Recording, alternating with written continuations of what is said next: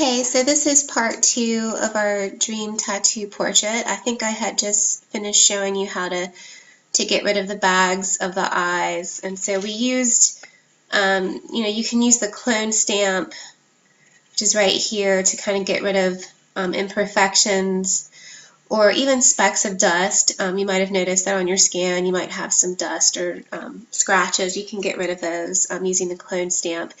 And then also this tool, the patch tool, the spot healing brush tool, these are really cool because they can actually heal the skin and tears or cracks or things like that in your picture as well. So I suggest experimenting with those if you want. Okay, another cool thing that you can play around with is you can saturate parts of the picture or desaturate it.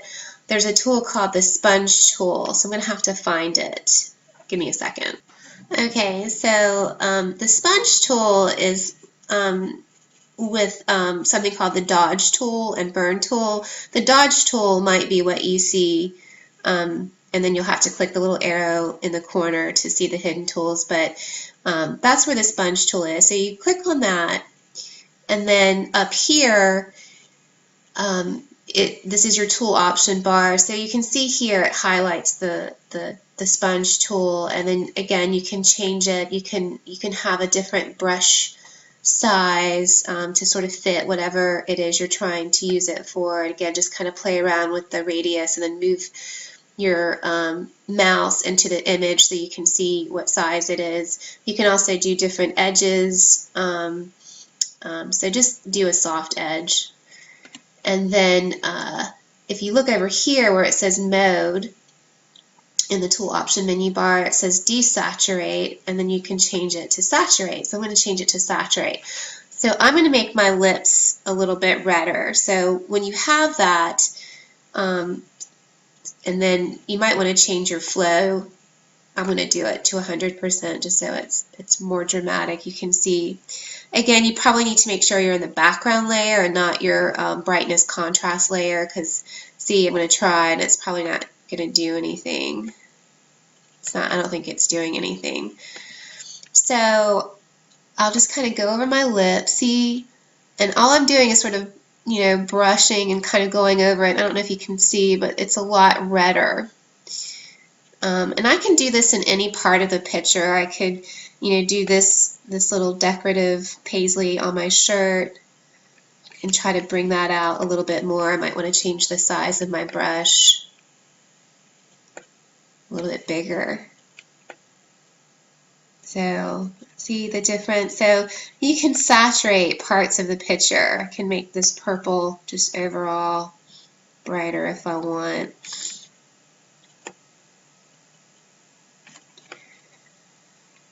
And you can also desaturate. So this is another way to turn parts of a picture black and white. So I'm going to go back up to the mode and select desaturate. So I'll do it in this red just so you can see. But see how it's kind of taking away the color a little bit right here? So if you do it enough, you can actually, make part of an image black and white. So that's one way to do it. If you don't like what you did, remember you can always go to edit and step backwards or undo to kind of get rid of something that you might have done. So I'm going to get rid of that because I don't like how it looks. But I just wanted to show you what you could do with that tool. Another way to check your history is to go to Window and select History, and that a menu should pop over here on the left, and it kind of shows you all the different tools that you've used, and you can click on them and sort of go back to a certain point in your picture. It only holds a certain amount, so there, I went way far back. I think it holds like maybe 40 clicks or different adjustments, and then it resets.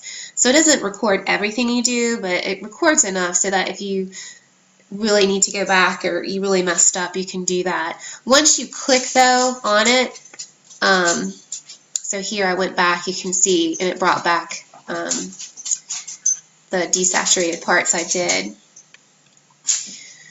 and then I can kind of go back in my history and kind of go there.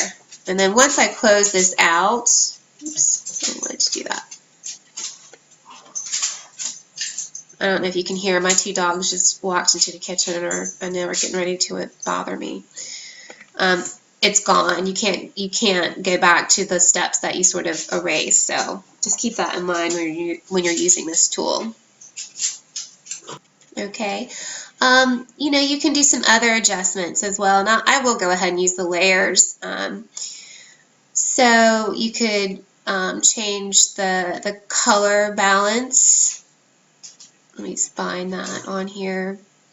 So click on that, and this, you know, and I try to move these little things, these menus out of my way so I can see what I'm doing, but this is one way to sort of change the overall color of the picture. So the slider, I can make it more blue tone or more red, enhance that, and sort of do the same thing here. So you can sort of play around that. Again, you know, this is a surreal portrait, so it doesn't have to be realistic looking. And I'm going to leave it like that. And then you can close it. And so again, it has these different layers. So just keep in mind that you're creating layers when you're using them from over here. You can do the same over here. But you can't be in one of these adjustment layers. You have to be in your background copy in order to see any sort of change. So you can also just change part of the picture. You don't have to change the overall picture. There are different selection tools that are really cool that you can select different parts of the picture. The lasso tool is a kind of nice tool that's kind of organic. You can kind of, it's a free flow. I don't know if you can see what I did. It takes a little bit of practice to use it. So if you select something, it's right here. I got a little nervous. I'm a little out of practice. But you can sort of select part of the picture. I'm doing a really sloppy job just because I want to show you. So that part is selected. And then if you want, you can change whatever that selection is. You can just change that part of it will just change that part of the picture.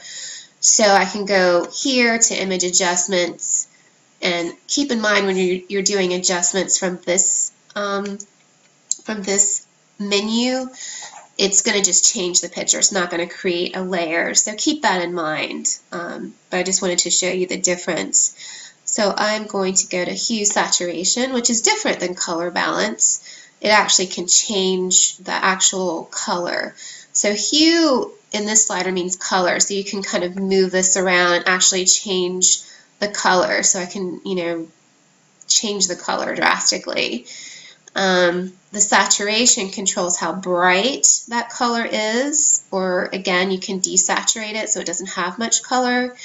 And then lightness controls the lightness and darkness of a color. So just be aware of those sliders. I did a really bad job selecting, so I'm going to hit cancel and redo it. Again, to deselect something, just hit select, deselect. A tool that you are going to have to use, and you might as well practice with, is the magnetic lasso. Okay, so you go to the lasso tool and you select the magnetic lasso. And this is kind of cool. You kind of create these points. And I'm messing up because I'm out of practice. This can be a little wonky, so I kind of am all over the place. So, this will happen to you, so it's good I'm showing you. Okay. So I got rid of it. Let me try this again, because I'm doing this from a laptop.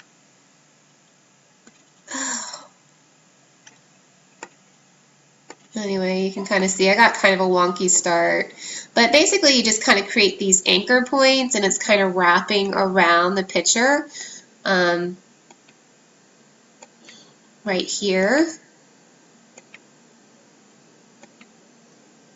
So again, it takes a little practice. So don't give up right away. You know, this is a beginning photo class. You know, you've never done this before. So, you know, just because it's hard, don't give up. Just hit deselect and try it again until you can get it right. That's why you're here, to learn.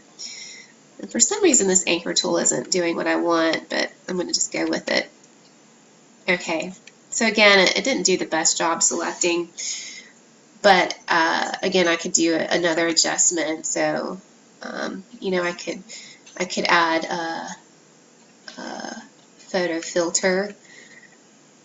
I like playing with these. It kind of adds like just a cool tone, you know, very subtle, and then you can sort of, you know, change that. And so I've done that. And again, just sort of play around with it. You know, if you don't like it, again, you can go to Edit, Step Backwards, and undo the change. If you don't like it, if you decide you want it, go to Step Forward, and it should bring back your change. So, you know, this part does require you to spend some time editing and playing around with it, because it is hard. You know, it is an opportunity for you to experiment and try different Photoshop techniques, which I encourage you to do. And, you know, hopefully you find it fun. So don't be afraid to experiment with any of these tools.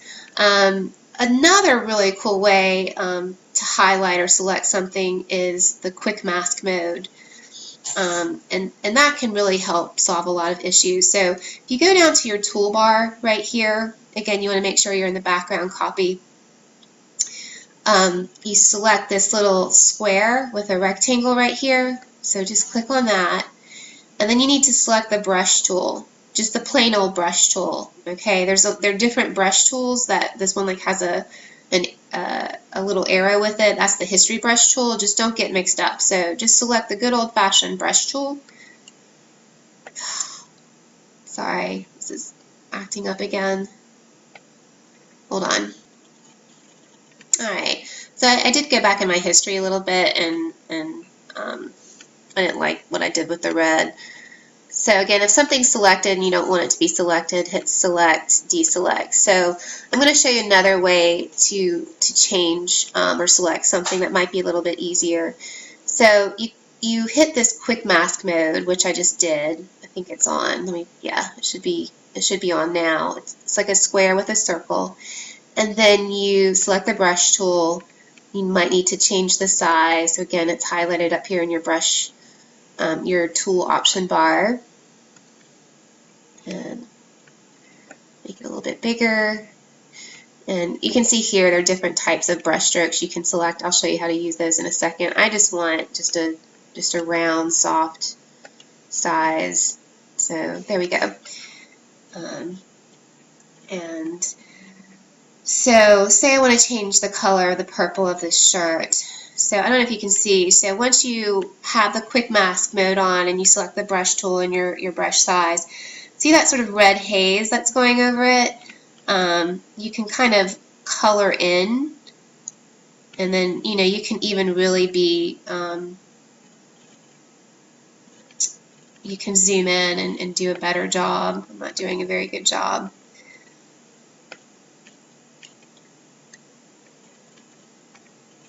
Sorry, I have to switch back to my brush tool. So you can color in, and again, you could sort of make it a little bit more refined by changing the size. And so anything that I'm highlighting or covering in red, I'm actually going to end up selecting. Okay? So again, this takes a little bit of time, and, you know, for you to do a good job. So again, it's not something you're going to rush through, even though I am. And then you hit, then you turn it off.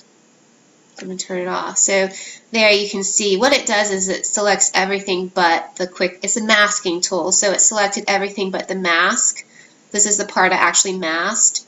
So I'm going to, and then you can go to select inverse, and then it would select that area, and then you could change the color. So I could go to image, adjustments, hue, saturation, and actually change the color. And again, I selected too much, but just to give you an idea. I'm going to show you some more quick selection stuff, the mask mode, and then I'll move on to the tattoo layer in part 3.